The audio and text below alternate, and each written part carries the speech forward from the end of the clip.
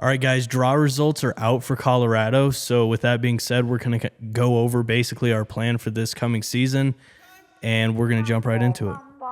Look, I don't want to talk. How you try and press the kid and really you was soft. All right, guys, welcome back to yet another episode of Let's Cess Podcast. Today we have the one and only AJ back in the studio here, and we're going to be talking about hunting. Like I said, the tags are out. The results are out, and so we're going to kind of talk about what we got or what we didn't get, and it's a lot of what we didn't get. And so we're going to kind of, from there talk about our plans and kind of what we're thinking for the upcoming season. If you guys are hunting Colorado or if you're hunting any area and you didn't draw a tag or you did draw a tag, this podcast could probably help give you some insight on some things to think about. Yeah, thanks for listening and watching, guys. Sorry I've been gone for a minute, but we're back and we're going to try to get back on a better plan here and keep content coming weekly. So like always, subscribe, give star ratings if you're on an audio platform. All of it helps, so appreciate that. And let's dive right into it. Just like Brent said, for me this year, I personally did not draw anything. There's a couple tags that I thought I stood a chance on, but then some of it was just like I put in for it knowing I wasn't going to draw anything because I knew other people potentially were going to, and I wanted to be able to help and assist there. So for me, I didn't draw anything in Colorado. I was hoping to draw a tag in Kansas for a whitetail tag in December, and actually didn't end up drawing that either. So that kind of sucked. That was the one hunt I was hoping to be able to hunt for myself on for sure, and that didn't happen. That'd be kind of hard during snowmobile season.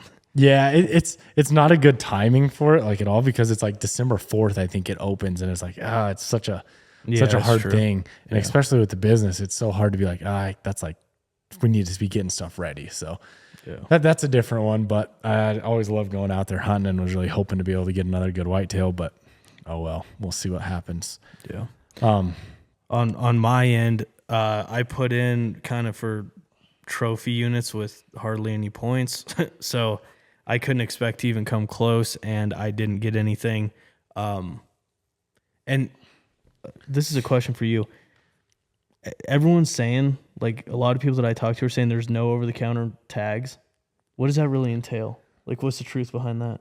I think there's still over-the-counter archery tags. Yeah, that's what I thought. Yeah, and then especially for resident, I don't think any of the resident stuff changed, and I honestly have not looked into it. I'm not 100% sure, but I don't think any of the resident stuff changed. I think it's just some non-resident stuff that changed. Yeah, so with that being said, hopefully AJ's right, and I'll just get my normal over-the-counter archery elk tag, and then with me, I'm kind of, I don't know. I've talked about this with a couple people. I feel like around here, at least, archery hunting, one of the reasons why I got into it was because we'd go rifle hunting and there'd be people everywhere on public land, like stuff you never think people would find. Every ridge would have orange on it. And so I kind of got pulled into archery. My buddy kind of, took me out archery hunting. He's like, there's no one out here. Like, it's way more fun. You should just archery hunt. So I got into that. And I definitely like archery hunting better than rifle hunting at this point. And, but it's so weird because last year we'll talk on the herd thing. We did a podcast about that a while ago, but we'll touch on it here in a second. But it seems like archery is getting so big around here. The spots that no one would ever be in, there's archery hunters. You see a lot more traffic in town for archery hunting. Normally during September, you wouldn't see much traffic. Now you're starting to see there's a lot of people at the hotels, a lot of people at the restaurants, and, the only thing they're doing, I would guess, is archery hunting because they're wearing camo. And we're kind of in a big elk hunting, deer hunting spot in Northwest Colorado. Our town slogan is like elk hunting capital of the world. And so I definitely think the archery thing is growing. And the reason I say that is because now I'm kind of in the stages of trying to investigate into some people that we know and trying to get, to pay a trespass fee. So if you're in Craig and you have access to land or around Craig, let me know. But that's kind of where I'm going. I don't necessarily need to be guided. I just want access to land that there's not a million people on, because last year we'd walk 4 miles into this place where no one would ever go, and now there's people in there, and they're, you know, it's hard to archery hunt when there's a bunch of people in there camping and being loud and, you know, leaving their tent too far up into the elk, and so it's kind of just a mess. But I hunted quite a few different places that I normally hunt last year, and the herds I'm not blaming the reason why I didn't get an elk on the herds, but dude, the herds are considerably less up here. Even just driving back and forth like town to town, I don't see deer. I don't see elk. I mean, and in the spring last year, you could smell the dead elk. Oh yeah, it was awful. Driving the Razor out last spring, like you'd come across a road and there'd be 30 dead antelope right in a row. So the herds. What do you think's going to happen with all the predators in the herds? I think the herds, obviously they took a big hit, but they're starting to recover from that. And we had an easy winter for them. Yeah. And we've had a great feed for them. The last 2 summers, this summer so far, it started off with a great feed. We've been getting consistent rains, and the grass is growing really good. So I think we're going to see our numbers start to steadily come back. I know it's an unpopular opinion of CPW for what they, the way they manage, but I feel like they cut the tags back for the next 5 years in these, hurt areas around us. And I think we're going to see those numbers bounce back to every bit as strong as they were in the next 5 years.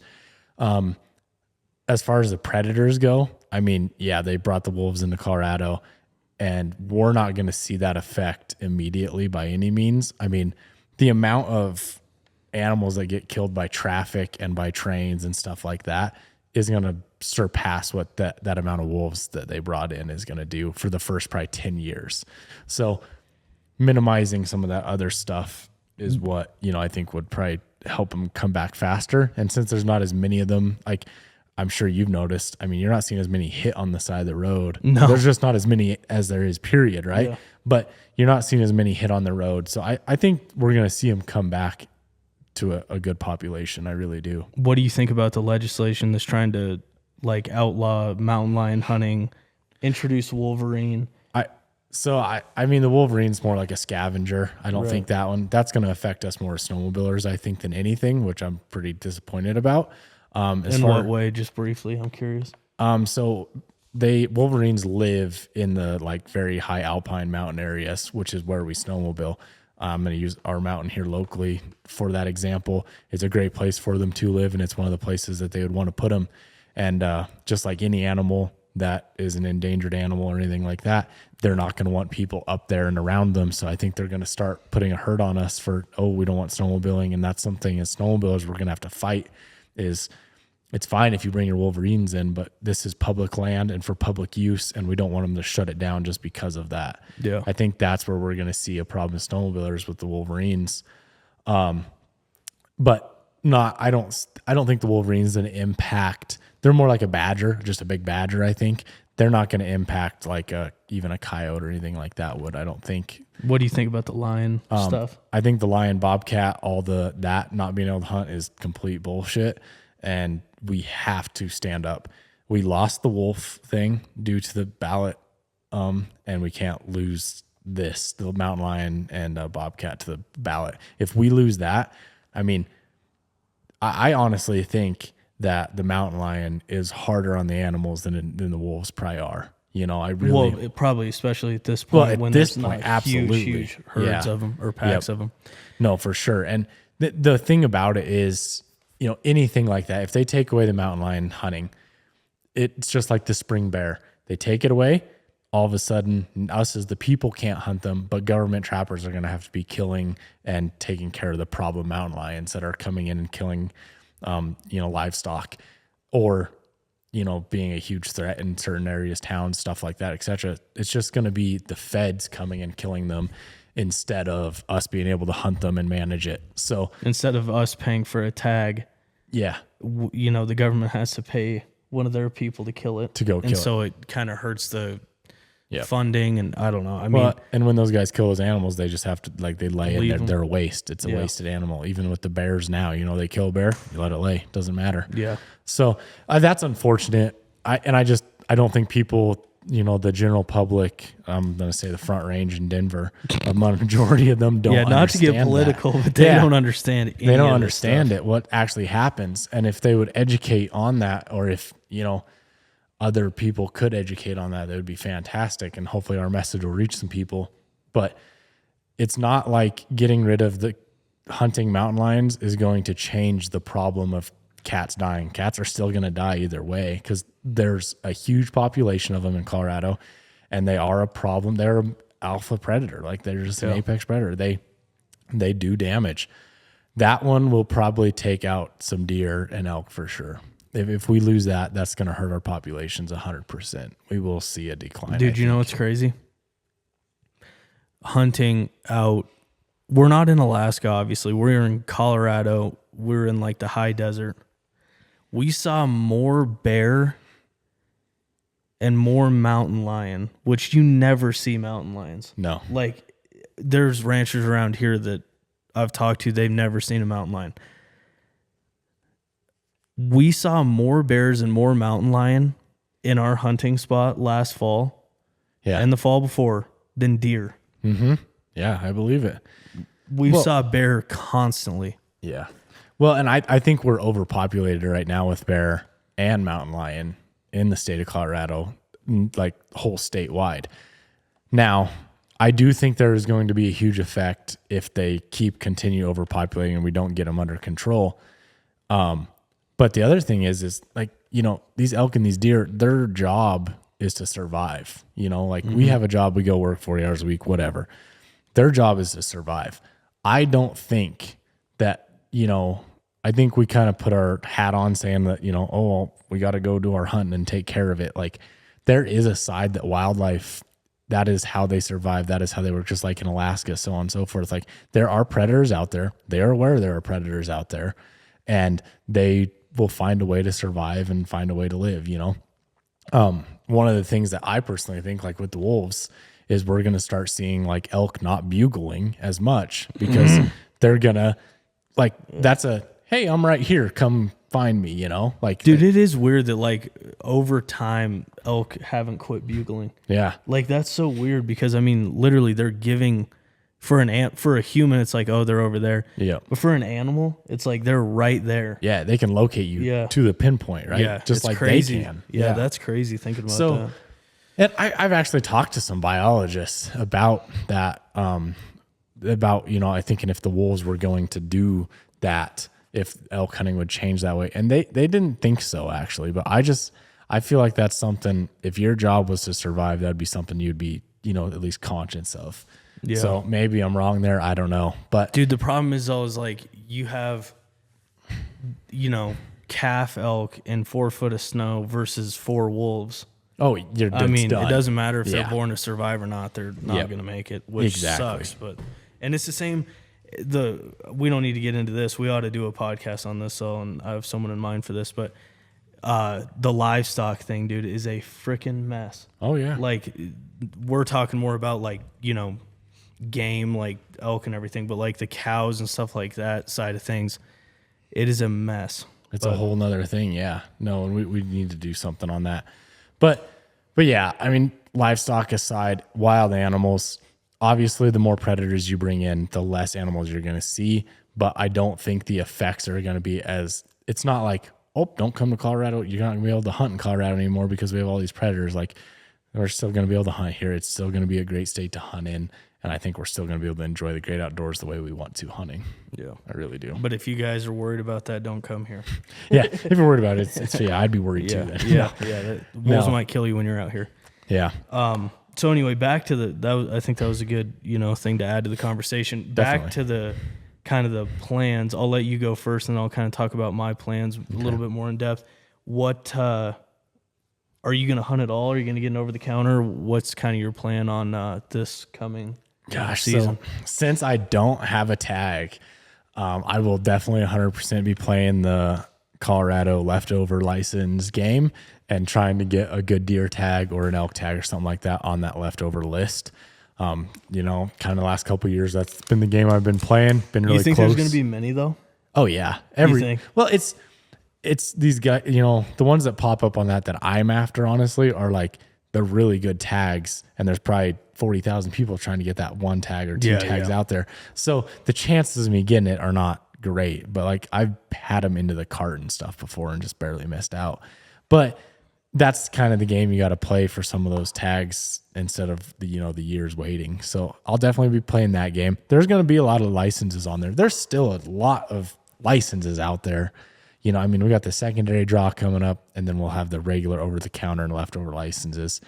But if you're looking for one of those better tags on the leftover, there's still going to be those. People always, get sick or they get hurt, or they have to have surgery or something. Toward a lot of those tags, that's how they come back. Or they don't want to waste 30 points on a season that might be very marginal. Yep. Or some of these people, they have, like you said, 30 years into something, like, oh, it hasn't, they don't have got a lot of grass out there. Maybe I'll wait till next year. Yeah. So they'll turn it back.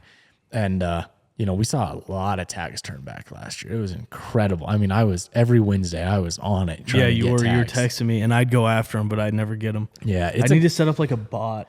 They have a flagging thing for that. Yeah, I had to ask about that because after you talked to me about bots, I was like, "Ooh, we might be able to do something." That'd be nice. But no, I'll be playing that game, trying to pick up a tag. I really, really would like to pick up a deer tag. I just have a burning desire to go hunt a deer for myself.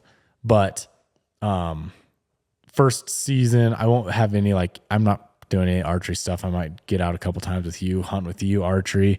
Muzzleloader, I got a friend that drew a Unit 1 muzzleloader tag this year, so I'll go show him around and help him since we've hunted it the last 2 years. And then hopefully I'll have, maybe guide and muzzleloader season out into 201 as well, depending upon, how that all shakes out there right now. And then after that, I will definitely be doing early rifle guiding out at Diamond Peak in 2 and 201. So October 1st, I'll do that.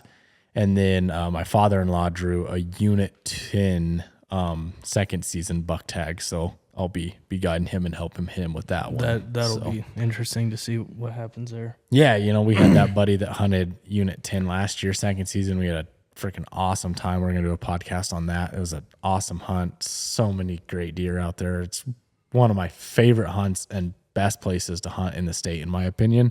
You guys are definitely going to want to check that podcast out. I got some cool stories on it. Cool.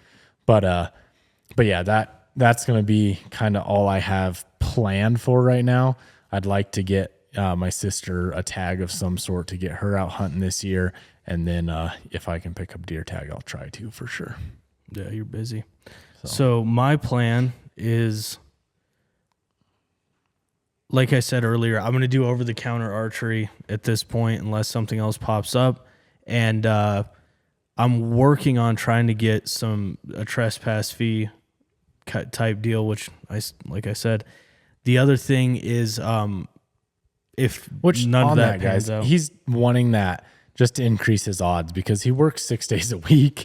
And when you hunt 1 day a week, you don't really have much success. Yeah. So it's not like he's looking for an easy way out or anything. I don't think, I went hunting with Brent last year a couple times, and it's not, he's not afraid of putting in the effort and walking in there. But yeah, he did that a couple times last year, took it some days off, and you could just kind of see it take the soul right out of him. So dude, and what took the soul out of me is I'm like, yeah, no one's willing to do this. We'll get up in there, and then you hear some scumbag over the ridge that you can definitely tell he's not an elk, and he's over there bugling his hiney off. It's like, yeah, this is not going to work because there's just so many many people. Yeah, and there's not an elk in the country because he's been tooting all day. So we just go ahead and call him in. Do you remember that? You were with me that day. Yeah, we called him in to us. Yeah, I called him in. Dude, we had nothing better to do. Yeah. Sorry if you're watching this. But dude, I mean, he's bugling, and then I bugle 3 seconds later, he bugles. And then I stop bugling, just bugle. I'm like, dude, this guy's gonna hyperventilate and drop dead, and we're gonna have to carry him out of here because he's bugling so much.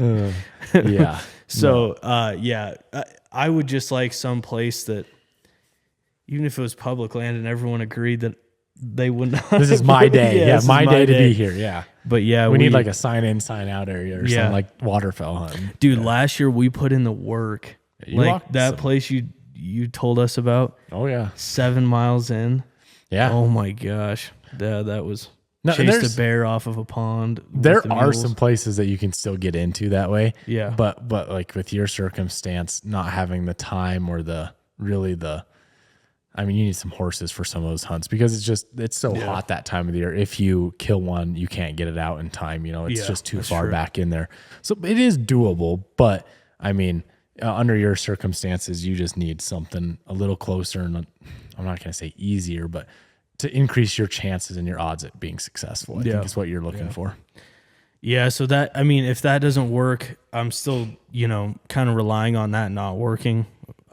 But I'm going to do probably in the next couple weeks, I'll start really preparing. I'll start scouting and stuff like that, going out in the Razor. We did actually a couple weeks ago and looked at a place that looked promising. We actually saw elk there. And so that process will kind of start and try to find another spot that not many people that are coming in from out of state know about. So that's kind of my plan. It's not really a solidified plan yet, but that's kind of the best I got right now. I need to start shooting my bow because we go to TAC at Sunlight Mountain. I think we're going to that. It's like, I think it's the 12th through the 14th of July or something like that. So to be a little bit remembering how to work a bow, I should probably start shooting in the next, I'll probably give it 3 days and then 3 days before I'll start shooting it. Just like last year, getting ready for hunting, Yeah. realizing that your bow was not ready. Yeah. Dude, that was a mess. You had a mess last year, but no, that'll be cool. You're going to go do one of those challenges and that'll get you kind of not in shape, but get your mind in shape. I think That's another a little thing. bit. I need to start getting in shape because, I'm in way better shape than last year Yeah. because I had just had knee surgery. Nope. So I was Yeah, sitting you were around for hurting. like 8 weeks, Yep. 6 weeks, just like barely walking. So That was your first exercise, was really hunting. yeah, I was walking up a freaking Straight up a mountain. straight up a right mountain to start with. for Yeah. 4 miles. So yeah, That's I'll be in awesome. better shape this year Cool. and so I'll give you guys an update if I come across any great revelations, but I think a revolution. But as of now, it's just kind of, I'm in the same, a lot of people think because we live here, we kind of get a free pass, but we're in the same boat as probably 99% of you guys. And so it just takes a lot more work, a lot more scouting, and being in better shape, honestly, to get yourself further than everyone else. So, so I think that's good. pretty much all I have Let to us say. know in the comments what you guys have going on. What did you draw? Where are you going to be hunting? Just a lot of, engage with us. Let us know what you're doing. If anybody drew one of those coveted tags for, unit 2, 201, 10, whatever, let us know. I've got a ton of experience in those units. If, you want to reach out to me, you can reach out on my Instagram or whatever, or in the comments, and I'll respond back to you. But He'll yeah, respond back to you with the price that it takes for his advice. yeah. I'm kidding. It all costs money somewhere, right? But no, reach out on that stuff. And, if you are wanting a guide, look at Diamond Peak Outfitters. One of my really good friends, or actually 2 of my really good friends are running that. And, go ahead and, reach out to us. Let us know what you're doing. And thanks for listening. Yeah, guys, thanks. And if there's any hunting topics that you want us to cover, leave them in the comments. We'll be doing some still more truck off-road type stuff, but we're going to start kind of ramping up hunting as the summer, is in full swing. So like, subscribe, share. We're also on Spotify, Apple Music, all that stuff. So, all right, guys, until next time, let her eat. Peace. See ya. And let's ride.